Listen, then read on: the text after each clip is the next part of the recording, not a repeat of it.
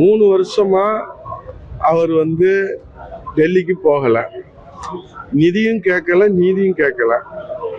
இப்போ அவரு வெள்ளக்கொடியை தூக்கிட்டு போனாரா, காவி கொடியை தூக்கிட்டு போனாரான்றத மக்கள் விருப்பத்துக்கே நாங்க விட்டுறோம். ஆனா சமாதான கொடியை தூக்கிட்டு போனாரு அப்படின்னு மக்கள் பேசிக்கிறாங்க. எதுக்காக? உதயநிதி அண்ணாவை காப்பாத்துறதுக்காக என்று மக்கள் பேசிக்கிறாங்க.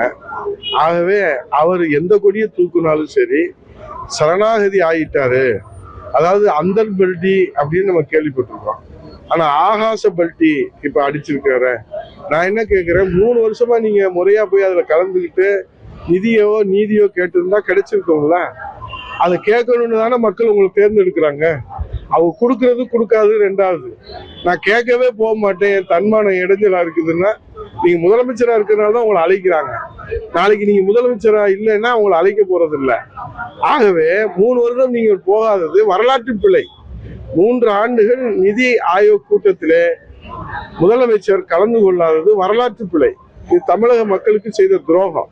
நீங்க கேளுங்க, கோரிக்கை முன்வைங்க, கொடுக்கறது கொடுக்காது நீங்க அப்புறம் தானே கேட்கணும். நான் கேட்கவே மாட்டேன், ப்ரிஜுடியூஸாவே நாங்க அவங்க தரமாட்டாங்கன்னு நீங்க ஏன் நினைக்கிறீங்க?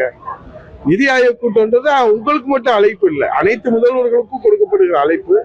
நீங்க இந்தியா கூட்டணியில் இருக்கிற முதல்வர்கள் எல்லாம் அது புறக்கணிக்கிறதுனால தமிழ்நாட்டினுடைய வளர்ச்சி தான் அதுல பாதிக்கப்படுகிறது. தமிழ்நாட்டு வளர்ச்சி புறக்கணிக்கப்படுகிறது என்பதை 3 ஆண்டுகள் நம்ம பார்த்துட்டோம்.